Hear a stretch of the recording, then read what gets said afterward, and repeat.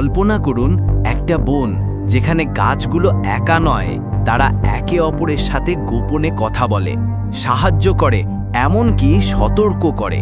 এটা কোনো কল্পকাহিনী নয়, এটা উড ওয়াইড ওয়েব, বনের ভূগর্ভস্থ ইন্টারনেট। আজ আমরা এই রহস্যময় নেটওয়ার্কের গল্প শোনাব। গবেষকেরা আবিষ্কার করেছেন একটা বিস্ময়কর রহস্য।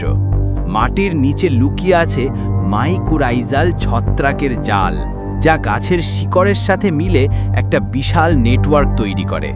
এই ছত্রাকগুলো দুই ধরনের, ইক্টোমাইকোরাইজাল, যা পাইন দেবদারুর মতো গাছের সাথে যুক্ত, আর আরবাসকুলার, যা গ্রীষ্মমণ্ডলীয় বনে বেশি।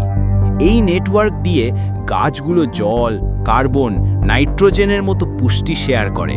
গাছ ছত্রাককে খাবার দেয় আর ছত্রাক গাছকে শক্তি দেয়।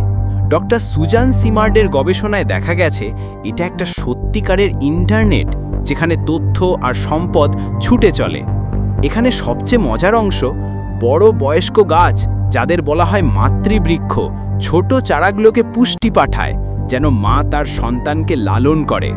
গবেষণায় দেখা গেছে একটা গাছের 40% কার্বন অন্য গাছ থেকে আসতে পারে। এমনকি মৃতপ্রায় গাছ তার সম্পদ নেটওয়ার্কে ছেড়ে দেয়, যেন শেষ ইচ্ছা পূরণ হয়। আরও আশ্চর্য, বিভিন্ন প্রজাতির গাছও সাহায্য করে, যেমন ডাগলাস ফার আর পেপার বার্চ ঋতু অনুসারে কার্বন শেয়ার করে।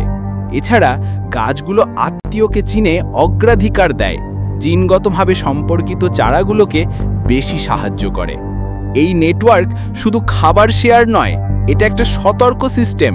যদি একটা গাছে পোকা বা রোগ আক্রমণ করে, তাহলে রাসায়নিক সিগন্যাল পাঠিয়ে পাশের গাছগুলোকে সতর্ক করে।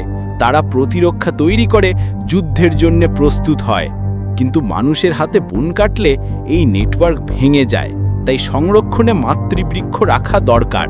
এমনকি কৃষিতে এই ছত্রাক ব্যবহার করে সার কমানো যায়। জলবায়ু পরিবর্তনে এটা কার্বন সঞ্চয়ে সাহায্য করবে। উড ওয়াইড ওয়েব আমাদের মনে করিয়ে দেয়, প্রকৃতি প্রতিযোগিতা নয়, সহযোগিতার জাল। এই রহস্য উন্মোচন করে আমরা বনকে আরও ভালো করে রক্ষা করতে পারি। আপনার কি মনে হয়? কমেন্ট করুন এবং শেয়ার করুন।